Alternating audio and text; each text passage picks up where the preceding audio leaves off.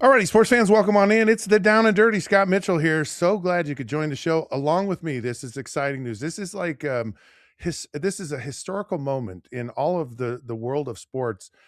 Herman Moore, wide receiver one, greatest Detroit Lion wide receiver. If you ever needed to score a touchdown and it was fourth down, this is the guy to do it with, Herman Moore. We are now partners in crime. It's time for us to get down and dirty together. I don't know what that looks like. I don't know that Herman looks, I think he looks a little nervous now, but we're going to figure that out over the next, who knows, millennia. But, anyways, welcome into the show. It's going to be great. Super exciting. Herman, I can't even begin to describe how excited I am to have you a part of the show, to be doing this with you. We're going to go on a wild ride, folks, and we're so excited that you could be a part of it. Welcome to the show. How are you? Glad that you're here. Oh man, this is amazing. We talked about it over a period of time, and I think it's time for us to reconnect and to bring back Mitchell and Moore to a platform. And I think no better time than the present. But I will say this, man. We've talked about it, and when I first talked to you, I said, Scott, I said, why did you name this show the Down and Dirty? Yeah. And then we got to more and more talking about just kind of what my feelings were and how I felt about it. And just at some point, you just get tired of just people just talking, just to fill the room, just to fill air, and really not be authentic in what they're saying. And those that know, and those that don't. And for us, we needed a platform where we could be free and we could come out and use our authentic and unabated voices. And that's why we're here. So I'm glad to be a part of the Down and Dirty, but we'll let people know what the Down and Dirty means after a while. Well, it's subject to interpretation, right? Sometimes we get down with it, and that means, like you said, like a lot of people talk a lot, say a lot of things, and it's like, but they don't ever say anything when they're talking, filling the room, as you've said. And then, if we need to get a little dirty with it, we can do that as well. And that's up to you. And we have kind of sense of humors, and they're going to come out, and I don't know where it goes, and quite frankly, I hope it goes off the rails all the time. That's even better for me. But it was, for me, when I originally started this, it was so, I just got so tired of listening to people and just what they were saying. And it's just like, man, you're not even saying how it really is. And there's also people that are kind of tied to, an organization, or, a brand or whatever. And so they have to kind of toe the line, that you're part of the corporate world. We're unplugged. We're unhinged. We are the people. We are the boss. We are the janitor that cleans the closet. We're every bit of this. And so it's us. It's who we are. And it's just really fun. It's, in fact, it's quite invigorating. It's just a great place to be. I don't know that I've slept like in the last, I don't know, month, and just all the different conversations we've had. Just so excited about it. So really looking forward to getting down and dirty. And are you ready to go? Let's I'm ready go. to go Okay. because as I said before, man, and I think you just said it.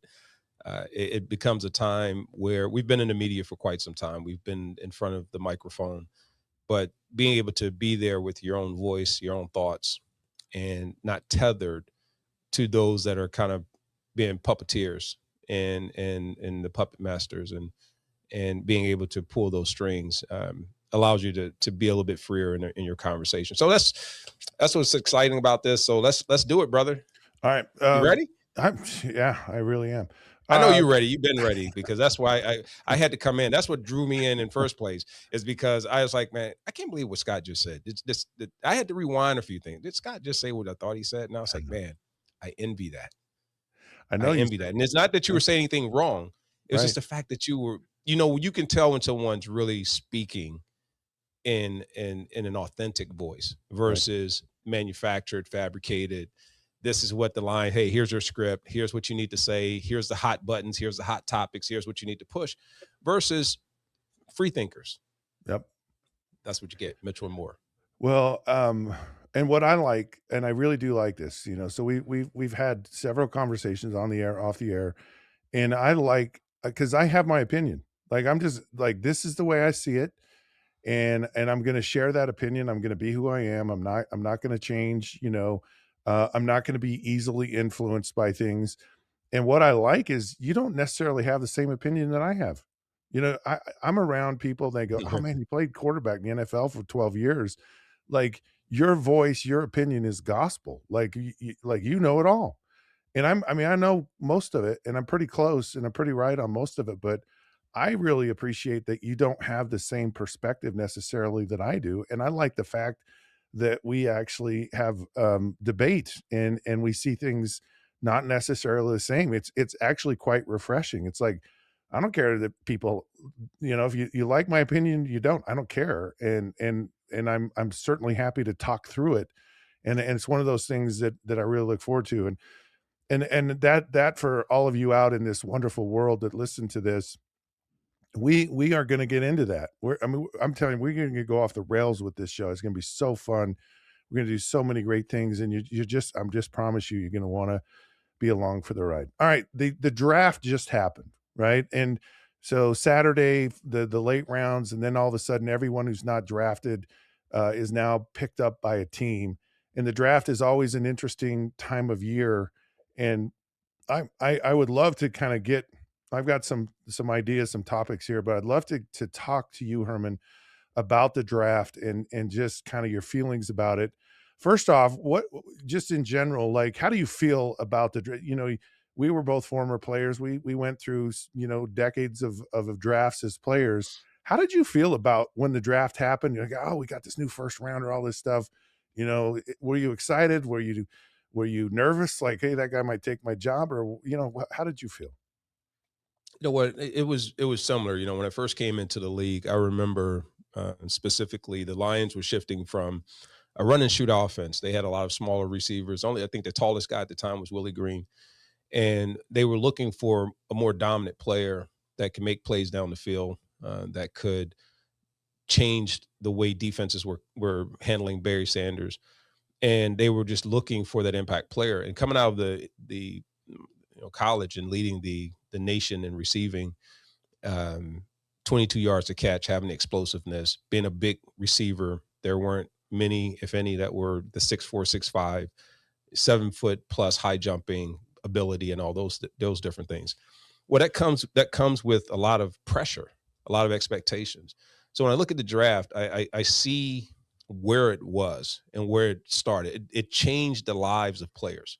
Yeah, It changed them, not necessarily monetarily, because remember the money, while good when I came through, 10th pick, 1991. Before then, guys were still having to have secondary jobs or having right. Yeah, other means of income, yeah. even if they were high draft Did picks. did And did you then see it that with started the to did you become see more, that right? with Detroit? Like, when you were did you because I did, so I came in the year before you, 1990, and we like, most of the guys I played with were like, "What do I have to do when I retire? What do I have?" And I had guys that were, starting second careers why they were playing, and I don't recall when we were together. I don't know, it seemed like you guys kinda were like, "Hey, what franchise can I buy into or something when I'm retired?" But did you see that with the Lions when you were there? You know, I saw a lot, and you think about this. I mean, really dial it back. So I have kids. I have my two boys, 32 and 33. And I know your kids and our kids are similar in age. Yeah, And you start thinking about 20, early 20, your early 20s, right? And you're having to navigate this new landscape, this new revenue stream, this new accountability, responsibility, everything that goes with it, and you're going to do it in a place away from your support staff and your support team, your family, your friends, the people that you're most comfortable with. And then you're going out to places where you're going to be trying to take someone else's position, and then you're asking those that have been around these people to help you take the position. There's bias mm, that exists with coaches. They may have picked you, and I think it was more of the scouting department, right, the the executive team, your GM, your people in those positions, your head coach. Those are the ones who are making the decisions. Then it's for the position coaches to take that. They give a little bit of subjective input, and then they are there to develop the talent and get them acclimated and up to speed with the playbook. And yet, when you're coming there, the bond, and I didn't know Charlie Sanders at the time, but he was right. close with his receivers. Charlie Mm. was a very W honorable, was he was a wide committed receiver person. coach? Yeah, when I came in, he was tight ends. He was Okay. working more with the tight ends. He was doing some other things. And then when he was they converted him, he was the receivers coach. Charlie, at first, I mean, we didn't bond right away because here he had his, Reggie Barrett, guy out of Yeah. UTEP, Yeah. considered probably one should have been the most dominant wide receiver. Then you had me coming out, and here you got two guys that can't even make it to the field. But we were killing it in practice, though we Yeah. struggled when it came game time. And yet you had in his ear the other guys that he could depend on. He knew who they Yeah. were. But now you're trying to say, okay, now I got to try and bring these guys up, but I got to push some of my other guys out. So there's all this stuff that's happening that you don't see because we get so caught up in the draft from the entertainment side. We don't understand the life changes that are happening with players and families and the dynamics that are going to change in terms of how these young men will grow and how they will perform and then transfer from there into real life at the end of their career. Yes, the money is big now. Bigger money, bigger problems, Yeah. and more people coming after you, Oh, right? yeah. And more money to keep your eyes on. So Um, when you talk about this, like, because it's interesting. So, um, when I got drafted, I was 4th round, right? Which I wanna talk to you about that, like, because when you talk about bias, you think it helps you being a first round shot and not. But for me, so I was drafted in the 4th round, and there were 4 quarterbacks, and one of them was Dan Marino. So he was gonna make the team. Like, he was just it was just like he's in his own category, his own thing, whatever. And then there were 3 of us.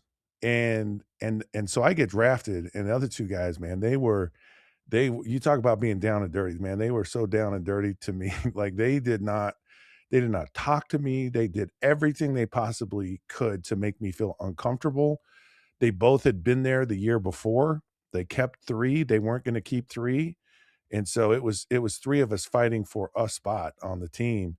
And I was so nice and I was so naive and I just, and I very early on I just like, "Oh," and one of the guys is Scott Seekels, who's a Virginia guy, yeah, and Cliff Stout, who, backed up, Terry Bradshaw for years and, was actually I think he won I think he was there for, like, the last couple of Super Bowls that the Steelers won as a backup to, and they were not nice to me at all.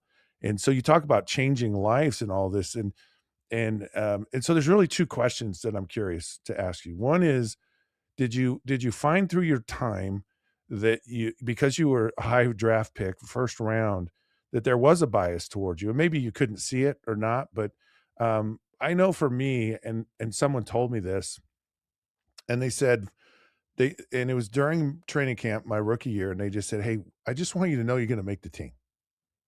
And I was like, "Wow, okay." And no one's gonna tell you that, but Coach Shula loves you, and that's all you need. Like, and Coach Shula's funny because he's like, he has the guys he likes and he has the guys he doesn't like, and they just said, "He likes you. You're gonna make the team." And here I was this 4th round draft choice, I was, whatever, but, that was and so I always had in my back pocket, Coach Shula liked me, and he liked me the whole time I was there, and it meant a lot to me, and I don't think I made the team because Coach only because he liked me. I mean, I was capable and did a good job and whatever. So that's one question. So did you feel that bias being an early round? Did it take some pressure off? Like, I'm not going to get cut. I'm not going to do this, and I'm going to get a lot more opportunity than other players, or are you oblivious to it? I think the pressure is greater. Um, and, Hmm. and the reason why I say it's greater because I was coming in to be an impact player. When you take a player that high, 10th pick overall, and then you even think about this year's draft picks, when you go into the first and second rounds, typically that means you should be a lock at a starter position in the first round. Second round means that you're competing for a starting position and significant playing time. And then third means, there's a person who can potentially take over someone who's trying to hold on to a spot that if they are in a position where there's a need to be filled, if you play well enough, you get playing time. And if you play well enough and consistently enough over time, it gives you the opportunity to become a regular or a starter or rotational player. And, the pressure for me was I had to come in here and think of it, take the pressure off of Barry Sanders. I had to get defenses to start to commit. And a lot of people may go, Barry's Barry, he could do it all by himself. He could be Superman all day. And I challenge people with this because sometimes it's okay for us to have this piece about players. I don't care who the player is, and I'm not saying that because it's Barry, or it could be Marino, it could be anyone. They got to have players around them. And as much as fans think that guys can go out and do it by themselves, and know they do it all by themselves, they don't have team around them. You got 10 other guys that have a role to fill. Sometimes they're just not doing it maybe at the level that they expect. Maybe you don't have all the pieces that you need, but you have elements that are making it so that there is a level of success for a player. So as a first round pick, I have a role to fill. I have an expectation that comes with it. Now, the money was different. So it wasn't like, oh, you can't cut this guy because, let's face it. Okay. $800,000 a year. That was what my annual salary was for the first 3 years. It was a 3-year, $2.4 million contract. And I think my base salary was like 250 or something like that, Right. 300,000 my first year. Think of that, 10th pick overall, first round Yeah. draft pick. So the money 1991. wasn't there in 1991. Yeah. And if I'm making that, you know what the other players are making. So yeah, these guys are depending on this money. They're depending on that position and where they are in the depth chart to hold on to it or to elevate it so that they take the risk out of them being cut. So, the guys that were trying to make the team, typically you cut those guys, they get picked up somewhere else, especially if they can have, their need. Maybe another team wanted them, but they weren't on the board. So that second and third, maybe even fourth round picks, they have an opportunity to go somewhere else and play.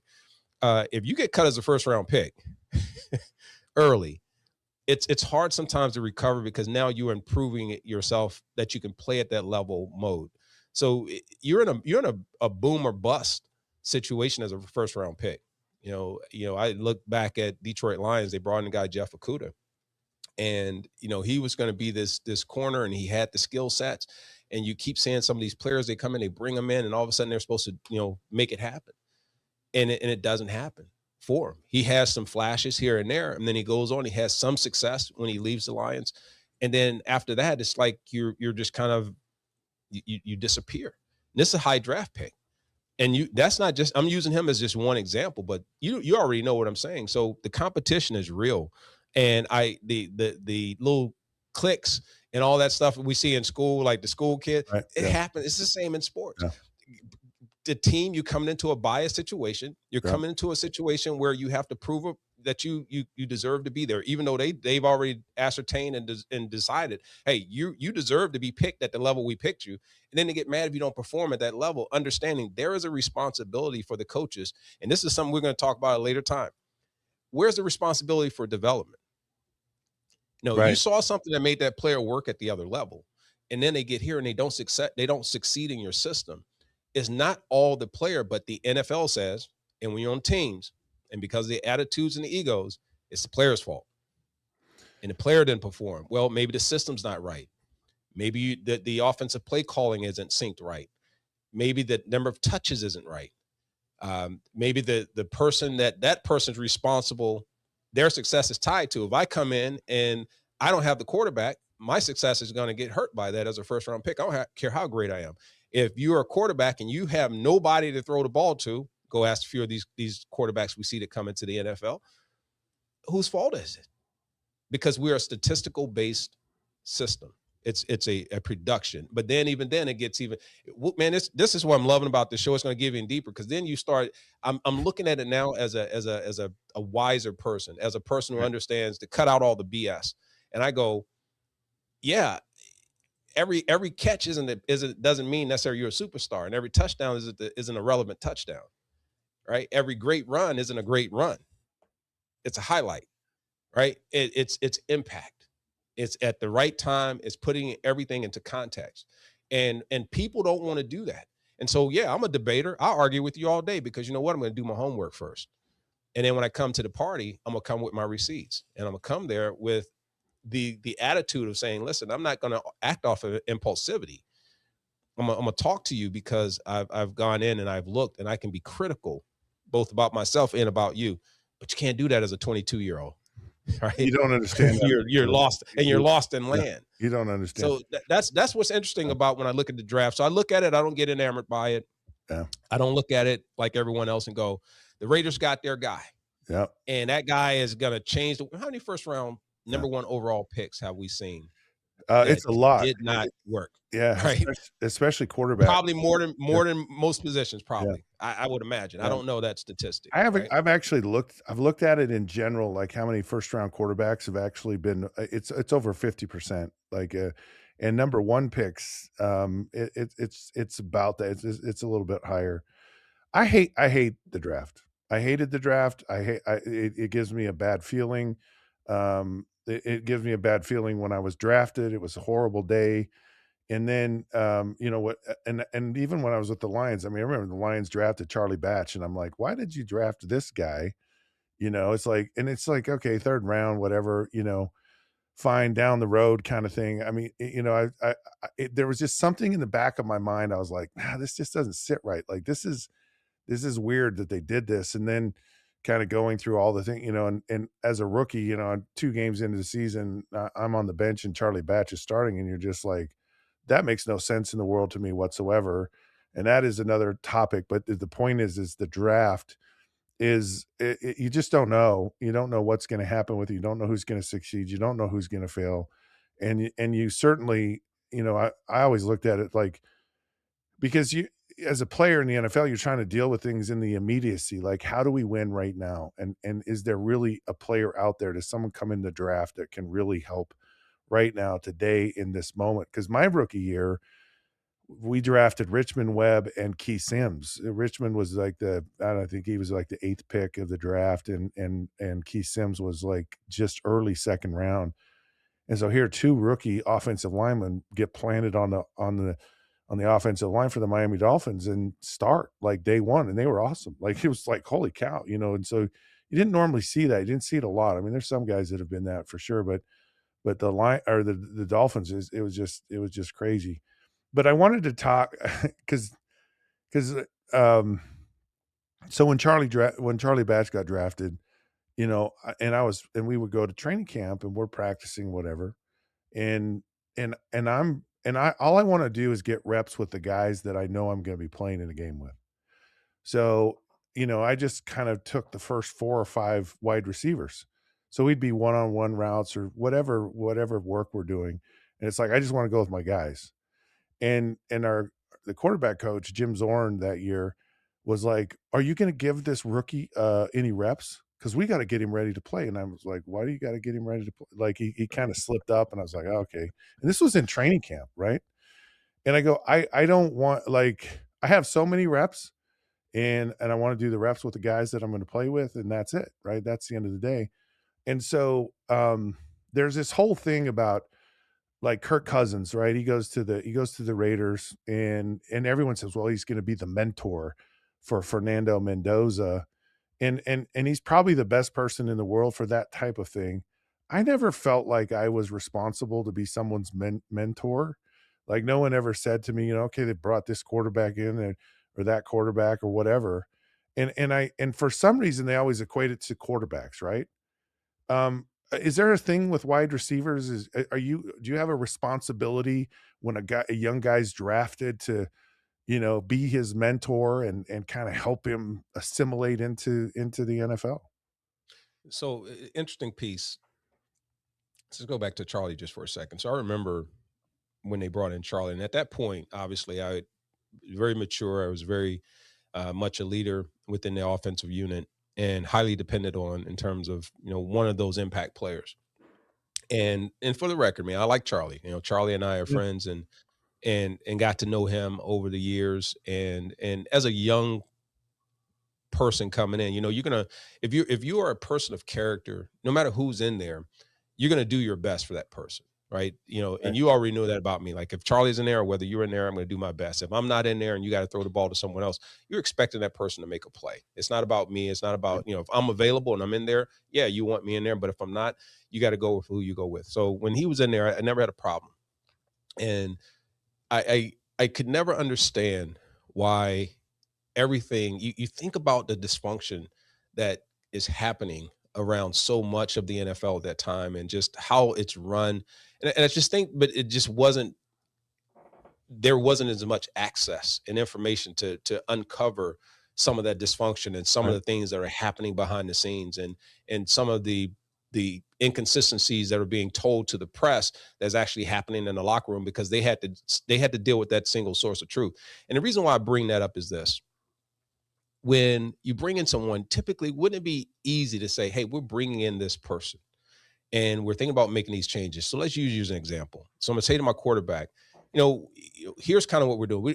We're going to give you an opportunity. Maybe we're not happy. Maybe there's some things we think, we're going to be looking at for the future. But for right now, I'm letting you know this is what we're going to be doing.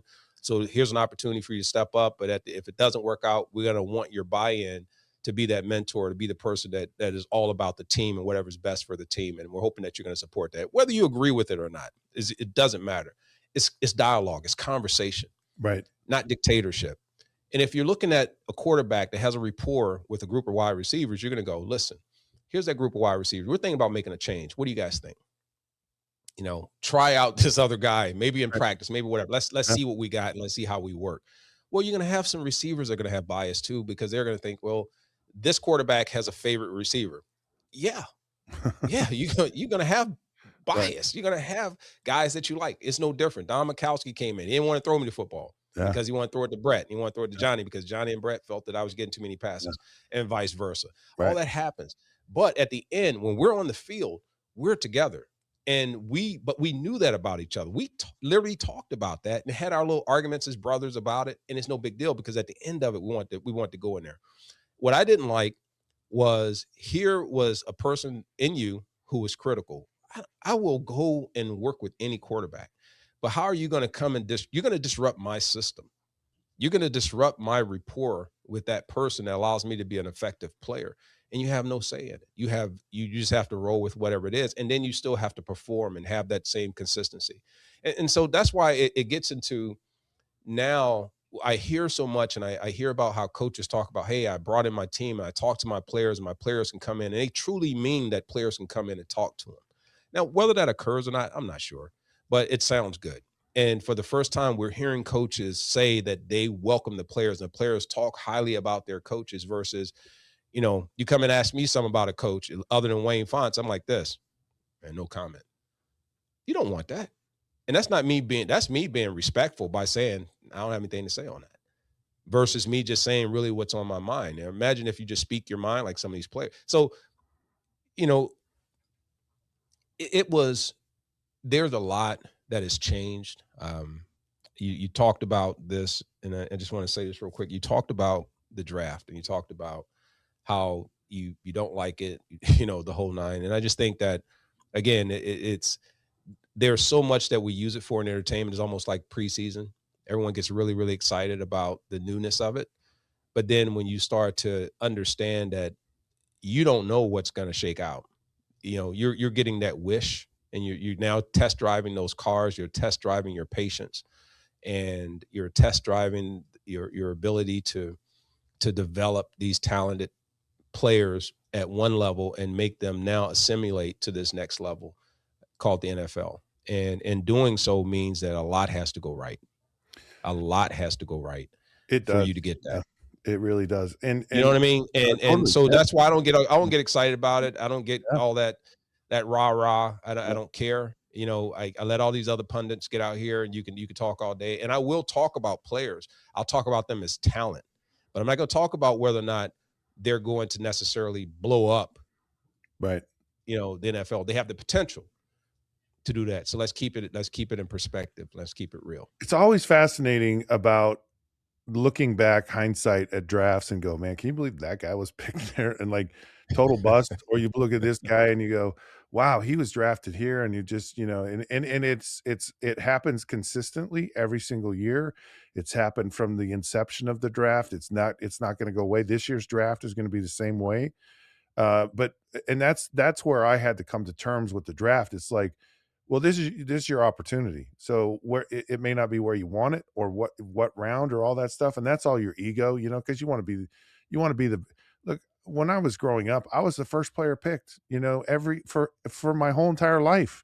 I Why was is like, that? Because you were just the biggest kid, or I nah, mean, because I what? was the best kid. What do you mean? It's like, You're the best. You had talent. believe it or oh, man, I got so much talent. You'd be surprised. Like Hey, it Scott, just, we already I talked got about that. We talent talked about oozing out who of got me, man. participation trophies No, listen, and and awards yeah, versus who actually, no, no, actually earned it. You know what I just mean? Like yeah. you weren't your dad wasn't a coach. Um, Sometimes the coach's son always somehow ends up getting an award. now, You notice that? okay. Here's what here was my very first experience with organized football, like where you put the pads on and it's like real, How old were you? sixth grade, seventh grade. So seventh grade was the first year where I grew up that you could play in pads. And there was and so this kid's dad was the coach, and that kid was the quarterback, right? And so I played running back my first no, Can't exactly. believe that. But And so I played running back, and of course I wanted to be the quarterback, and so he puts me in the last game, and it's like the last quarter of the last game, and I play quarterback. So I'm like, yeah, I get my shot. This is what I want to do. I throw my first three passes, and all three of them are interceptions. Like I just the first time I ever played a quarterback, three interceptions, and guess what? I got a trophy for that. And I was so pissed that I got this trophy. So the trophy was most completions in a row to the other team. That's what I got. I got a trophy. That's the first trophy I got in football. And I'm like, you gotta be kidding me. Like, this is hey, seriously like man, this. I mean, you talk about wrecking a kid for life, right? And he thought he was being funny and all this. So my dad realized I see how this works. So guess who my coach was the next year? It was my dad. And guess who played quarterback? It was me, and I never stopped after that, and so, um nepotism, built-in bias, huh? totally. Actually, my dad was a really good coach, and um, but he wasn't my coach, and he wasn't my head coach in high school or anything like that, because my talent just, whew, oozed out of things, 1,000%. But going back to draft, and we can talk about and debate my talent later, but it's undebatable. I don't even know why we I have mean, to I'm just debate trying it. to figure out. I just want to know if you still got this award because if you have it, we have to put that on the show. We have to You know get the Yeah, most completions to the opponent. yeah. Trophy, award, whatever it is that you got, medal. When they go home and get their little printer and print out the Yeah, see, certificate, and yeah, I then they don't handwrite in stuff. yeah. They No, get the no, template, it then was they just write in all the players' oh, names and all the yeah, different. yeah. It was just terrible, man. No, I wish I still had it actually, and I don't know why I didn't keep I think I threw it away very early on in my life, and I had most of I think I still have most of that stuff somewhere. It's possible, it survives now. The first significant play I had in the NFL was an interception return for a touchdown, so, that was just kinda how my career just started out with Wait a interceptions. minute. Wait a minute. Okay, Time do you out. do you remember the first play? Wait a minute. Hold up. Hold No, up. I Hold don't up. wanna Hold up. Hold up. alright, Wait a minute. fine. You had an interception that you returned for a touchdown. No, it was returned for a touchdown. Oh, it was So, returned. I thought you yeah. said, wait a minute. I was No, no, like, no, no. I know I got some nice little sonars here, but I Yeah, was like, yeah. Did he say he got it? Okay. Go ahead, I brother. had I had, Najee Mustafa played cornerback for the Cleveland Browns, and it was a record for the Browns for decades. I mean, it just recently got broke. So it was the longest interception, by return for a touchdown by an opposing quarterback, and I that was a Cleveland Browns record that I had. And, and then I went on first game I played in the NFL, I was named AFC Offensive Player of the Week 'cause I, like, threw a bunch more touchdowns and yards in that game. And then I was the, AFC Offensive Player of the Month, my first month in the NFL, so I just need to get one out of the box, just, it's kinda just kinda, like, get people kind of, I don't know, overconfident, it's like, "Oh, man, this guy, he throws interceptions," and then all of a sudden I sneak up on him, and that's do you remember my first play in the with the Detroit Lions? Do you remember the first play? Do No. you remember? Oh, man, Man, I barely remember half the plays wow. from my time with the Lions. Well, One, the NFL will not, for some reason, all these other players can get their highlight reels, but I've been asking for mine for 5 years, and I cannot seem to get what is told that I should be able to get these highlights. So I'm gonna reach back out to them um, one more time. Well, not one more. I'll just have to keep trying until I get them. But no, so I don't remember half the plays. I'll tell you what the first play is. We're playing the Atlanta Falcons, and, I audibled on the very first play. The first play I played in Detroit, 1994, Atlanta Falcons, opening day. and I call a slant route, and I hit you on a slant route for 17 yards on my very first play with the Detroit Lions. Oh, wait a minute. Wait a minute. Okay. And Is that the one that may be one of the ones that I got in a little highlight clip that I pulled up. Maybe it was a slant. Let me yeah, see if I'm right. It was on the right yeah, you were on side. the right side. Yeah, Yeah. And I went in. Okay. yeah, I think I might remember that. I may even actually, you know what? I think I have the picture of that. I yeah, didn't know that was probably the first play. yeah. And now I know I have an actual image of my very first catch from For Scott me, Mitchell, yeah, QB1. yeah, the one that Okay. mattered. Yeah. All right, I wanna talk about something before I get into this. Apparently, Tops, has, be it's been integrated into the first round, and where players are actually have been asked or they were asked to, sign a card on stage. Any thoughts about that? Because I know that's something that's your domain and the world you live in, but that's kinda cool, isn't it? I mean, isn't that an iconic, like, that the moment I got drafted, I'm signing this card? I don't that almost creates a moment that is, special and unique. I actually like the the concept of it because you're capturing memorable moments. I've looked at the trading cards that are out there. You see some of the ones that are out there now. They're just kind of recycling pictures and different angles of the same picture, and it's very commercial. But when you can get back into storytelling, when you can get back into getting cards that actually have a moment that you can't capture except that one specific and particular moment in time, that's what makes it magical. That's what makes it collectible. I don't see where continuing to show the same card, same player, same pose, 13 colors, and then throw some glitter here and there, some other little shine to it on the other side is what really makes it work. Versus it's the same moment. It's the way they win, and it's not. And listen, I still work with those companies, and I challenge them to say, where's the innovation at the next level? Well, step in Tops, you see the NFL draft, and you say, you know what? Let's do something a little different. Let's sync up with these players at a moment in time, at a magical moment that gets memorialized and remembered in that moment that then can be captured and then shared, whether it's in mass production or whether it's in very exclusive production and limited production. It becomes a little bit of a different, I think, a value prop to the end buyer and the collector. The hobby space is awesome, man. I've been in it and for the last 4 or 5 years really heavily. I've been collecting my cars, even collected some of yours, which I showed you some of the new stuff that we're making that we haven't released. It's amazing. But it's a very interesting space if done right. And I think even though it's saturated in some parts, I think there's so much room for growth in the innovative piece, in the specialty piece, versus just just the printing on the card and just calling it a day. So that was really cool, man. Like, would you want a card there? I mean, what did your rookie card look like? Mine was just look like first grade pitcher. I came out of practice, they gave me a jersey and a helmet and said, "Hey, this company over here wants to sign you up."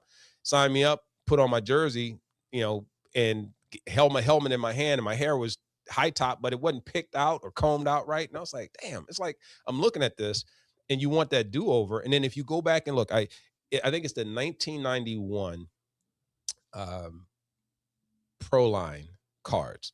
And for those of you who are collectors and you remember that, you can go back and look. Man, these were some of the biggest hit and misses of pitchers, but it is absolutely get your drink, get your best food, come in and just basically pull one card out at a time and show that. We may have to do that on the show. 91 and 92, Yeah. the photography on it is iconic. It is So, just most see, I'm trying to picture you with hair, right? That's oh what man, you do is I all know. wrong. Is like I'm trying to Kid and picture play. Think kid and play. right. Think fade. Yeah. So That was yeah. you. Yeah, I Yeah, still we'll see if we can get something I brought was up, trying man. to We'll get you got some. We'll bring something in before the show at some point. I'll show you what I look like yeah. with my high top fade. Yeah, so for me, I had one card when I was with the Dolphins, and it was an action shot. It wasn't n and then there was one from Utah, right? Those are the only cards that were my rookie years. There were 2 cards, and apparently those are the ones, I guess, that have the most value. Um, my brother-in-law bought most of my rookie cards, the ones that when I was at Utah. The Dolphin ones were very rare, hard to find, not very many of them, and so they had greater value. But the thing that, like, shocked me and shocks me today is I still have tons of fan mail, and it's all cards. People are sending me cards, and I'm like, how do you find where I live, right? And I actually have one card, and I saved the envelope because it wasn't even an address. So I was living in Utah. I was living in Mapleton, Utah, and all they did is they wrote Scott Mitchell, football player. That was it, and Mapleton, Utah, and they sent it in the mail, and the post office in Maple, which is this very small town, it's not very big. It ends up in my house, and I'm like, "How did they know?" Like, they don't even have my address, and they found me. They find me. I don't know who these people. I would love to meet them. I just wanna know, and it's from all over the country, and I have a box of them that I'm actually, signing right now or getting ready to sign, and it blows me away, these people, and I don't know, it's like, is someone making a whole lot of money? Is this just, like, 2 people and they got some scam going on or whatever, but it's like, I have fans. I have a lot of and here's the crazy thing, and we should talk we should do this sometime 'cause it's really funny. I was on a reality TV show, and I have so many fans from when I was on tons, millions. I'm not kidding. Oh, yeah, what kind of fan, Scott? Slightly overweight middle-aged women. That is my fan base. That is my fan base, man, and I'm just telling you, and they're all white too. They're all white. There's You got no sister girls in there? no, no, No? no, No no, sisters in there, none? no, not Come well, on, man. No Latinas? no, maybe a couple. Yeah. Come on, Scott. Anyway, so Handsome dude like you?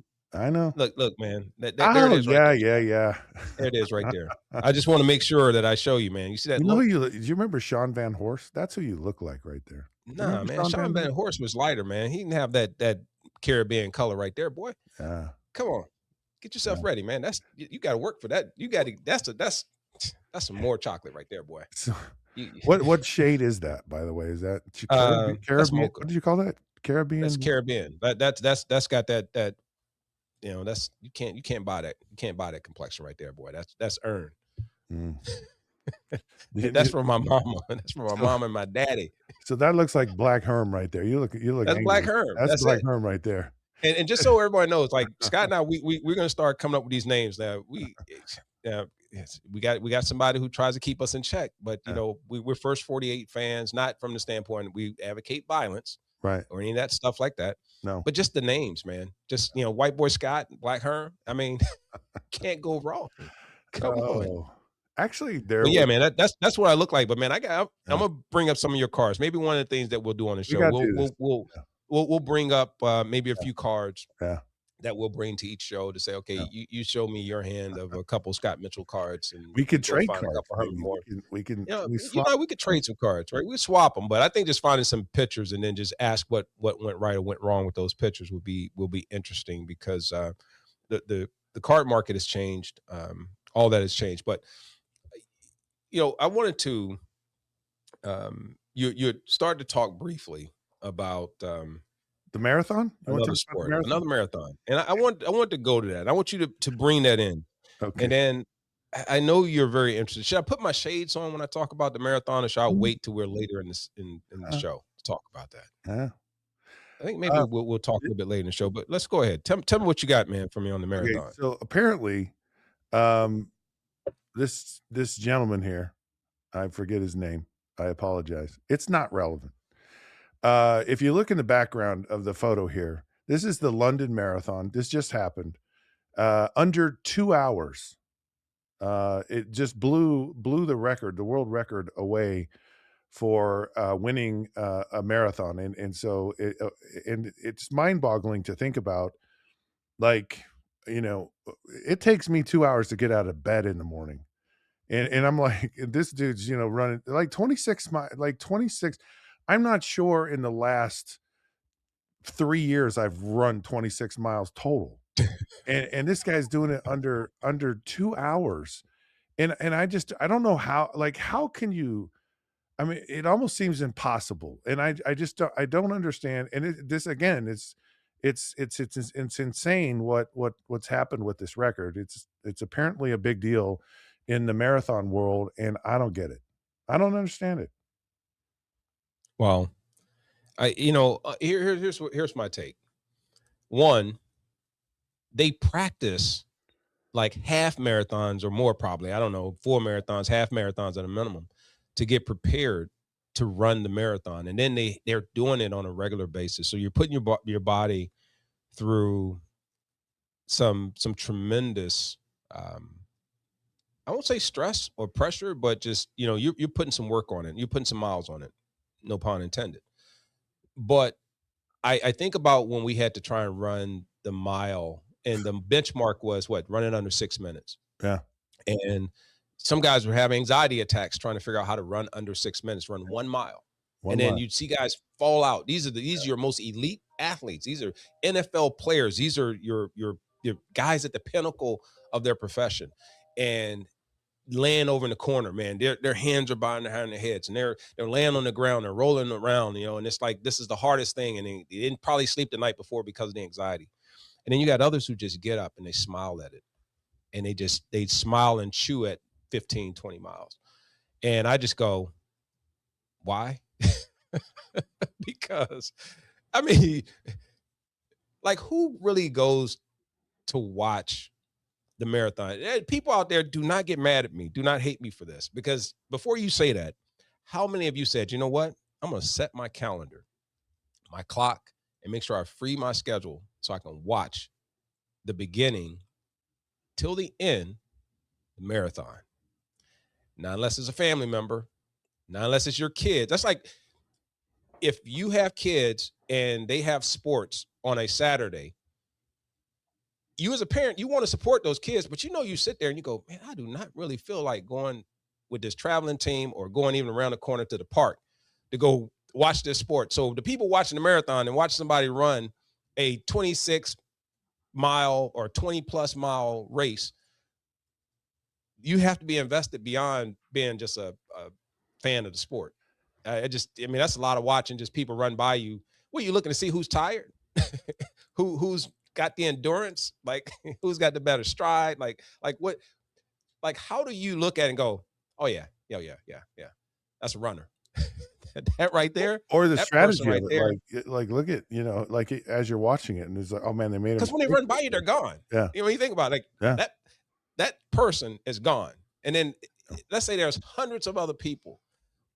You don't know all their names. Like, so if you will, in the comments, you can leave this for us. And again, this isn't shade or anything like that. I'm just curious what makes you want to, other than the tradition. I get that. The traditional side of it, I love it. I support it. I think is, and like I said, as an athlete to an athlete, I can't do it. So you don't get any plank. You will not get me challenging that part there. No, I am not a marathon runner in any capacity. How's the fur But I'm how just trying to what's understand the furthest the you've ever run? spectator side of it. Furthest you've ever run? What, how far? Um, just to run, or I was being chased because I was running in the Oh, hood. Because sometimes okay, shots so, ring out, you well, got to that run, and you don't know when to stop alright, until it's out of okay, well, you got to make sure you're in good space, man. You know what I mean? alright, So so let's I categorize it. run clearly across town sometimes if I had to, Okay, so to and from. you're getting shot at. What's the furthest you've run? Or did you know because Um, you're just running? I'd say Seriously, huh? probably 2.5, 3 miles, like just continuous Just to make nonstop. sure I've you, done yeah, 2.5, 3 miles yeah. just to run. I'll bet you But do it it better wasn't than fun, 12 12 laps or something like that around the track, or just running, because you just, when you hit that wind, and everyone who's a runner understand that, man, when you hit that piece and it runners feels high. like Yeah, it's a struggle in the beginning, and then yeah, all of a sudden the wind starts to kick in, your airwaves clear up a little bit better, all that lactic acid and all the other stuff, whatever's going in, adrenaline's going and everything, and you hit that zone, and it's a high, and you feel like you can run forever. So I understand what happens with marathon runners, to where they could probably keep going, but I'm not the one that gets up and just go, man, I ain't doing that right now. I'm gonna go run 2 miles, or yeah. man, this barely want to walk the dog. I hated I It's like, hated man, to I hated to run, and I understand I got into running. I got into it from my time on The Biggest Loser, and I would run 8 miles a day. It was come not on, it was Scott. no, I Scott, kid come on, I kid you Scott, not. I'm telling you. Scott. And And no, don't make me do you like they was trying to do the astronauts. Don't make me have to have you go put. Well, I was gonna say put your hand on the Bible, but I was gonna say, man, I have to have you go over here and swear about something, I man, just tell because you, well Scott, I don't know documented. if I'm buying 8 miles, Uh, brother. I'm telling you, I would go I'm not every saying that in any reasonable way, but I just don't yeah, I get it. Like, I just got into pop running. up and run 8 miles Yeah, I was like, on The Biggest Loser. "No, no." Oh, yeah. Let Oh, me ask you this. no, no, no, That's no, an no, no, interesting no. take. There. Okay, no, Hold no, on, hold on, hold on. wait a minute. No, no. How long did it take you to run 8 miles? Okay, here's the thing. So, I'm on this show, okay? And the All only right. way you stay on the show is if you gotta lose weight, and you got and, like and so I got to a point where I was, like, in really good shape. It was hard for me to lose weight, so I had to, like, really, like, exercise, like, insane and I was in unbelievable shape, by the end of the show. Like, at the beginning, I couldn't stand 2 minutes, on a bicycle that yeah, I was just it was brutal in the beginning, but every single day for 4.5 months, I lost 126 pounds in 4 Wow. it was literally a pound a day is what it averaged out to be, and I was working out 10 hours a day, just doing different things, but at the end Ten of this hours. 10 hours a day, and so it looked like this, so it was a hike in the morning, I'd come back, I'd have breakfast, I'd go to a gym, and I'd go work out in the gym, come back, I'd have lunch, I'd go do an afternoon deal in a pool, like a workout in the pool. Sometimes we do, like, these spin classes, like hot yoga spin classes, like, it was just like an ocean of water just coming off of me, and then I did, at night, I'd walk. And then later, when I got in really good shape, I was we would go in and we get on a treadmill and we'd run probably, I don't know, 2.5 miles on a treadmill. And then we go actually run another after we were done on the treadmill, we go run another 2 miles. But actually, it's more like it was about 3, and I was doing it every day. And I had Every day. So you guys had no days off because what was I'm hearing though, typically you can plateau and oh, you get to a point where there's lifting weights, where there's doing certain things where you just if you're doing the same thing, the body kind of catches up yeah, and it no longer understands the difference and it doesn't burn quite and it doesn't, you're even though you're metabolizing your food and you're doing all these other things and things speed up, it's just not you're not getting that next level effect. yeah. So I mean, did you like it? I mean, So I don't know how it was for you when you trained, like, in an off season, and so you kinda get back into your training, your off-season training. And for me, it was like, okay, the first day is kind of the worst day, and then it just, from there, it was just kinda getting back into it, and a little sore, a little this, whatever. And so I kind of had that mindset. It's like, "Oh, the first day is gonna be kinda bad," and it was bad for 4.5 months. Like, I never my body was so sore, and I don't know that it ever recovered, but I did have times where, I'd go about every 3 weeks and then I'd have a week where my body just said, "F this," like, I can't do this, and I wouldn't lose weight, or I'd lose very little weight, and so I kind of 3 weeks where I'd lose, and then I'd have a week where I just and then I'd go back yeah, it was wild, but, that was the big shock to me was how like, I was in I'm not kidding, I was in unbelievable shape. There are these mountains by my house where I lived that, 10,000-foot mountains, and I literally just walk right up the face of the mountain, and so it was just easy. Like, it just, I didn't and I'd go get my, my oil changed and I get dropped off at the gas station or the whatever, and I'd leave my car there and I'd run home, and it'd be like 7.5 miles, 8 miles.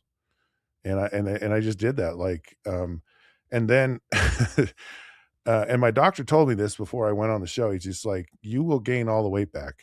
Like, it's just not a healthy way to do this." And I was working out. I wasn't working out 10 hours a day. Once I got home from the show and my normal life came back together, and I gained all the weight back and then some. And How long did that take before that happened? it was over, um, it was about, to have it totally, and the other thing that happened is I got really sedentary. I got started talking on the radio. And I actually that really, it was like, and so I was sitting down all the time. I hadn't been sitting at all. And it was probably over the course of about 4 years that it came back, and then it just went. And I didn't really gain a lot of weight until I moved to Utah. And see, people out here don't drink, Herman, but they drink soda pop, and so Oh, man, that's the worst. You got what, oh, 80%, 90% sugar, and the it's rest in is it's however else insane. they make that And start to and I didn't become drink a more lot of soda liquid. pop till I moved to Utah, and that kinda changed everything for me. So it was wild. Switch over, man. Drink some liquor. That'd be better. Um, anyways, don't run marathons. It's bad. Don't go have a Moscow Mule Yeah, or some bourbon no. before you go run the marathon. Yeah, some people do. We're just getting started here. So much fun to talk about all the things that matter most to us. It's awesome for me to actually kind of find out what's in Herman's head. It's you never know what it is. It's always fun. It's always entertaining. I'm not even sure Herman's quite aware of what's in there, but we'll figure that out as time goes on. Okay, I saw this thing. I got to tell you about this. This is and I just had to laugh, right? And I saw this interview with Rod Woodson, right? Great Hall of Fame cornerback, um, the Ravens, the Steelers, and a really good guy. Like I was teammates with Rod for a short period of time, and just a very class act. But he got talking about his rookie year in the NFL, and so we've been talking about the draft and whatever today, and he goes, it's really cool, my first year with the Steelers because I was with some of these old guys, Donnie Shell and John Stallworth and the center Mike Webster, and he goes, I was blown away. He says we came in from for halftime from my first game, and Stallworth he comes in the locker room and he lights up a cigarette and he just starts smoking. He's like, "Oh man, this is like I'm too old for this." And I had to laugh because that happened with me my rookie year. Like we came into halftime and like half the team lit up a cigarette. And I was just like, whoa, wait a minute. Like I did not anticipate these highly trained athletes, NFL, all this stuff. Then they're all in there just like smoking, like, a bunch of old geezer guys that were just, and they all were saying, "Man, I'm so out of shape. I'm not used to this. I gotta." Did that ever? Because like I swear it went away. It went away like because like no one ever smoked when we were the Detroit Lions, and they certainly don't do it now. But did you ever experience that with guys in the locker room? No, no, I never experienced guys They didn't smoking do that at all. Wow. cigarettes in Oh, the locker room. You never experienced that, but um, it's interesting because the coaches were, and I think because they were part of that right, generation. right, They came from that era, whether it's coaches or former players, to where they talked quite a bit about how they would take smoke breaks and go in at halftime and during the game at the locker room and they'd smoke during halftime. And crazy. then we knew there were coaches. Even though you talk about the players that do it, the coaches definitely. There were a few on our team during our era when we played with the Lions that would occasionally have their cigarettes after practice and stuff like that, but not obviously in the locker room or anything like that. But you wouldn't think that would occur because it's such a health conscious place, and you think about we're so in tune with what goes in our body, what we should and shouldn't do. We could have some real interesting stories, man. You told me your one story about being with the Dolphins, and then we talk about different places we've been. There's one story I want to share real quick.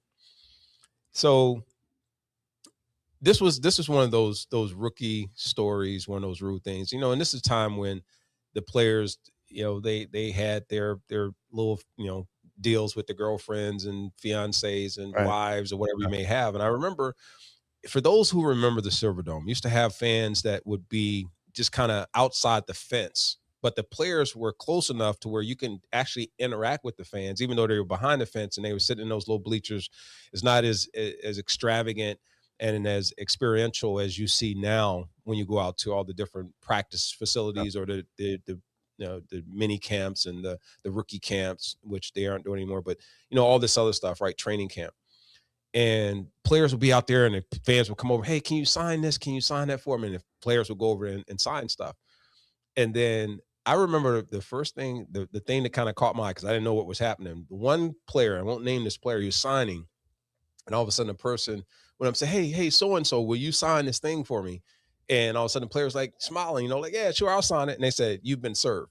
Oh. Right. So I was like, whoa, Ah, that was kind of like, that's pretty smart. I didn't know what it was at yeah, the time that's because I hilarious. hadn't experienced anything like that. Yeah, And then realized that what had occurred, later, like probably years later, because I was like, what did that all mean? And then I realized, like, I remember I sat there and I experienced yeah, this. That was crazy. yeah, Oh, that was like, you know, so that's why maybe they keep people a little bit away, a yeah, little bit more, yeah, here it is or whatever. But I thought that was a little, yeah.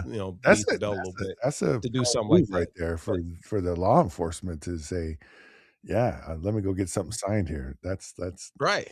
That's I down mean, and just dirty being out there. down So and now dirty. I see Yeah, why a lot of players are probably walking by the fence going, "Man, I ain't signing these autographs. yeah. Man, that guy's so rude. I'm He not doesn't signing respect. any more autographs."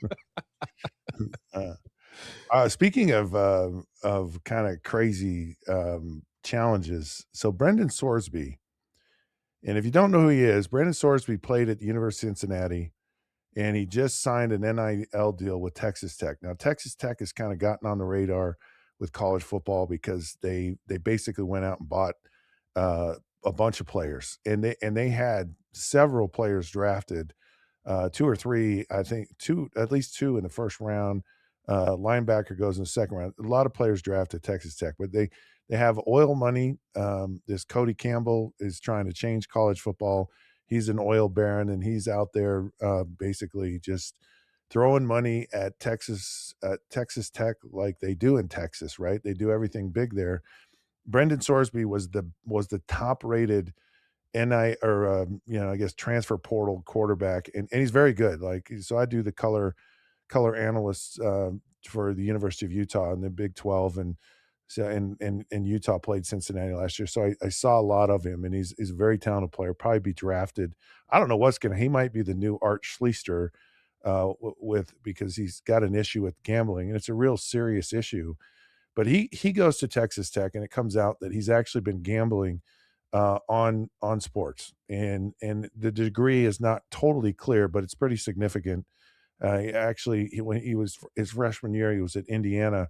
Then he went to Cincinnati, but he was betting on Indiana games when he was at Indiana, and so it's not good. He's stepped back from the team, and he's kind of you know, taking care of himself right now. Of course, the team, the Texas Tech is kind of taking a stance on this about where he is, but it's a very serious allegation, and the NCAA is adamant about like um, you gamble, you're out and you're suspended, and they have a very strict policy against this, as you can read there. I mean, any type of gambling by our athletes on intercollegiate, amateur, or professional athletic competition, the violators are ineligible for competition. Of course, it's subject to appeal, but going to be a tough thing to overcome because this gambling thing has really kind of it's become so much easier to do it. But here's the thing for me, I guess that's like this is just so one, it's really sad that he's in this position. And but two, they spent I think $7 million to get him this year. And he's probably gone. So basically he's out for the year, and there's no way for them to go now find another quarterback because everyone else is kind of musical chairs have stopped. Everyone's sitting down, and he's out. And it's a big story, and it's a big deal for a lot of reasons. That's one of them, but the subplot of this is it's a gambling is a very serious thing and a very challenging thing, and it can it you know because in my mind it's like, why are you gambling? Got all this money, who cares? About gambling. Like, just keep your nose clean and kind of go about your business. Anyways, big story. Curious to get your take on, whatever you feel about kind of Brendan Sorsby and the challenge that he's under with this gambling issue. Well, I think it goes back to understanding the rules. Eh, I have a different take when it comes to gambling, gaming, Yeah. these extra things that people do. I'm a business owner. When I go in and I take a risk on something, and I'm gonna tell you where I'm going with this. I take a risk, and I can have money. I could just sit on it, or I say, hey, I want to increase that, or I'm just I'm attracted to wanting to do all these other things because that's what motivates me, or whatever the case may be. It's not about a right or wrong. It's about what we have access and privilege to be able to do. If the rules define it and say that this is illegal, then that's what that player and that person is going to be held to, whether it be the institution, the college itself, whether it be the team, the coach, the player, whomever makes that move that crosses the line has to then answer for that. And then with that, there's a contract that said there's consequences. In that contract, there's going to be um, just really the lines in black and white, like this: if you do this, this is what's going to happen, and here are the consequences of those actions. And then if you think that you're wrong or this isn't right, then you have the appeal, you have the process to go in and have yourself heard, and you get to go through that process of due diligence. The problem I have is that when these opportunities to even participate in these things are introduced into those places, you surely know that these things are going to occur. You know that the minute you start getting and you look at where sports gaming and sports gambling is, and the accessibility to it means that those it's going to create issues. It's about who can govern themselves, who can take and look at the right and wrong of what they should be doing, because it in itself is not the problem. That's not an issue. It's entertainment. It's no different than anyone else. I'm like, you go in, no one sits there and goes, hey, as long as you're not playing the sport, you can't do it. I get it, because you can influence what happens Right. over here. Well, how do you put rules in place so that it doesn't happen? You say, okay, you guys, or you women, or you athletes, coaches, administrative people, those that can influence the game, you can't participate in it at this level. Okay, well, what if they give their money to somewhere else to go and tell them to do it? Can't stop it. It is what it is. So maybe, is there a way to look at this in a different light? I don't think so, because I think it messes with the integrity of the game, this sport, and the people that are in it, and what their rhyme and reason is for why they choose the game, whether it's entertainment, whether it's because they're looking to they got an addiction, or they got a problem, or whether they're in a bad position and they need to get out of they need a quick fix on something. I don't know. But I do know, just like with NIL, just like with anything else, just like the portal, when you make moves to change something, you have to understand that there's going to be different, that it's going to bring in a whole new level of problems and issues that need to be addressed. And if you don't have the right guardrails around it, if you're going to make it, we'll cross that bridge when we get there, then you're going to get that. But some people are going to get caught in the wake of that, whether they can help it themselves, or whether it's, addiction is a problem. When you That's some Yeah, when you so I think yeah, it's something that, you know, it's gotta be looked at, and it's unfortunate, but, there are rules in place for that. yeah. When you have young players who now have money, a lot of money, Brendan Sorsby wasn't short on money. You have, a much easier access to gambling. It's very readily available. And other Y activities, Yeah, right? right, another thing, yeah, absolutely, and so, anytime you have and you're young, so you're young, you're dumb, and you have a lot of money, you can't it's almost impossible for something not to happen. No question about it. Now, what's interesting, Brendan Sorsby's now gone into, a program. He's getting help. And so the question is, as you mentioned, does he have a gambling addiction or whatever? But the question to me is he really doing it, for because he's really concerned about his issue, or is he doing it because they paid him $7 million and he's got to look, contrite. He's got to look like he's trying to fix his life, kind of thing. He goes into, you know, so he can appeal this, and maybe he misses part of the season or a few games, whatever. And so you really wonder, is it really a genuine thing that's happening? I don't know, and I just do know that I think it's a really um, challenging, problem you have. And it's, I'm a person like, you have a program and you say, okay, we're going to go and we're going to spend money in this. I'd be scared to death to give a young 18, 19-year-old kid $7 million and know that tomorrow he can leave, or he's going to get into trouble, or it's almost like you need to quarantine these places. Like, you sign them, got to quarantine them, you got to lock them up, and just so, like, you can't do anything wrong until we get into the season, because it's just too easy. On top of that, I mean, aside from the gambling side of it, player can come to you for a year and just go, I'll see you later, which is what Brendan Sorsby did, by the way. He was at another program, Indiana. He came to Cincinnati, and he left. He still had money there, and they've actually have a court. They filed a motion in court, actually suing him for $1 million because he didn't fulfill his obligation. And so Right. it's just a crazy world. But this whole thing with gambling is it's just fascinating to me because it's so prevalent, it's so easy, and you just get all these younger players getting into these situations, and it's just a real predicament to get into. The game again, that I look at it and that I see that as one of many issues. One of several things that can go wrong, that will go wrong.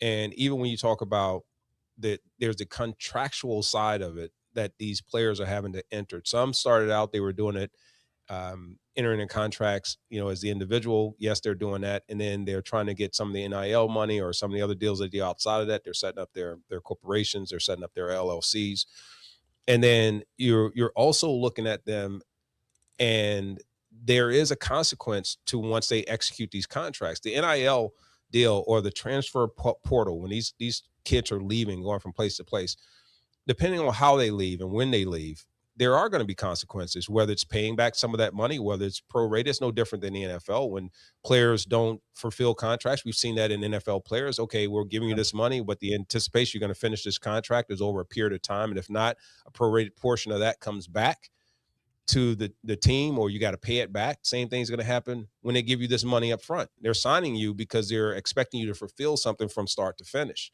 And then if you don't, then there's a percentage or some type of a prorated piece there that has to be figured out through some formula that you put together in your contract based on the terminology and the language and the structure. Um, but to your other point there, we're talking about kids that are under the age of 20.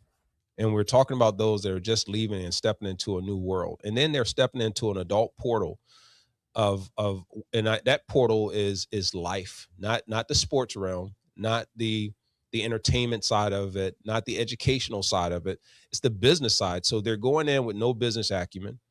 They're going in with advisors who God knows what their experience is and their motivation behind why they're there moving these players from place to place. Where's their accountability when things go wrong? Where are the clauses in saying, okay, if I'm going to be the representative of this player and I'm going to help you get this money, where do I also make sure that there's accountability held to the people to say, okay, you're going to also have to be responsible and accountable for how this money gets spent? And also now, do we start to say, if I give that to you, unless you're negotiating this by yourself, you're on your own. But if there's some people here negotiating on your behalf, I think somewhere along the line, you need to start putting them inside of the contract too, to be responsible.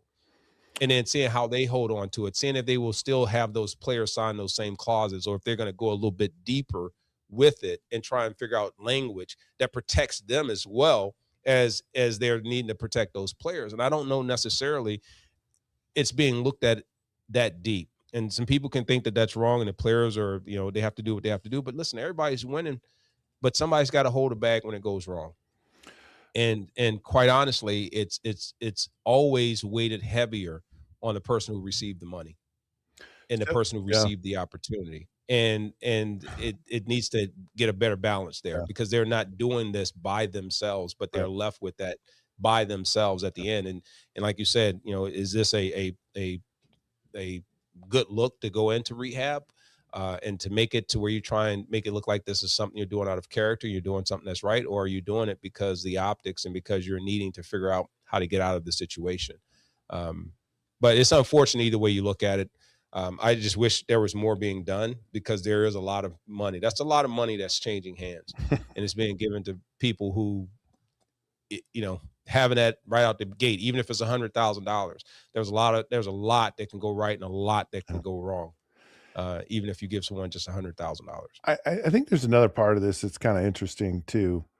Um, maybe the thrill of it, right? And so, um, I actually gave this a speech a few days ago, and it's talking about, where would we be in our world if no one ever dared to do the impossible? No one ever went out and just, really tried, kind of thing. Like, just like going to the moon or just, or whatever it might be.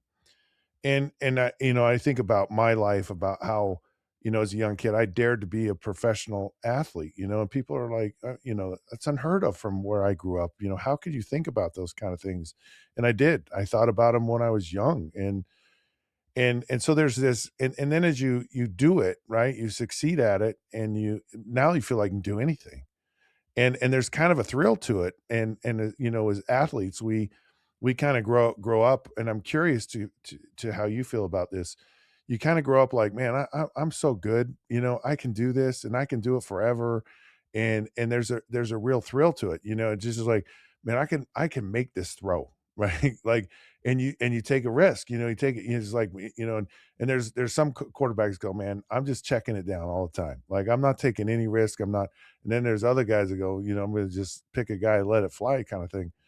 And so they're kind of built into people that are competitive or people that succeed in sports. There's this element of I like to be a gambler. You talked about business. Even in business, it's like you got to take risk, and of course they're calculated. It's all calculated, but still it's a willingness to take a risk. And I wonder if having that inherent, like, I'm a thrill seeker, or I'm a risk taker, or but you don't look at it that way. You look at it, I'm a thrill, accomplisher, or I'm a like, I may take the risk, but I'm gonna get it done, kind of thing. And I wonder if some of that plays into, this whole excitement about gambling, because there's a real thrill and there's a real excitement to it. So I look at, I think about, some of the things that you just mentioned, and it just occurred to me. I I I think, and I'm going to use me as an example.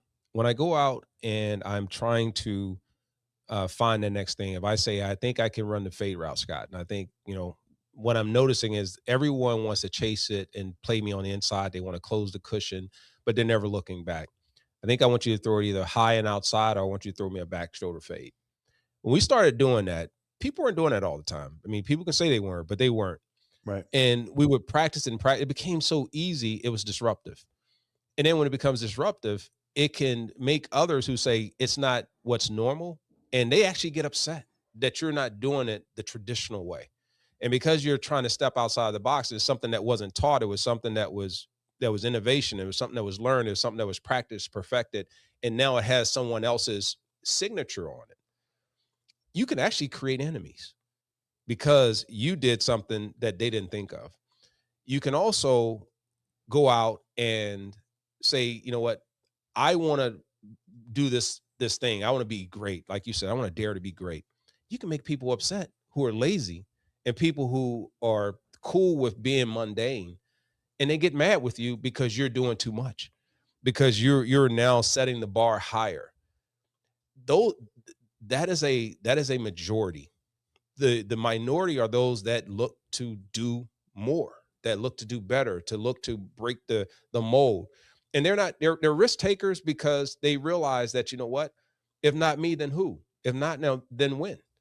And why not me?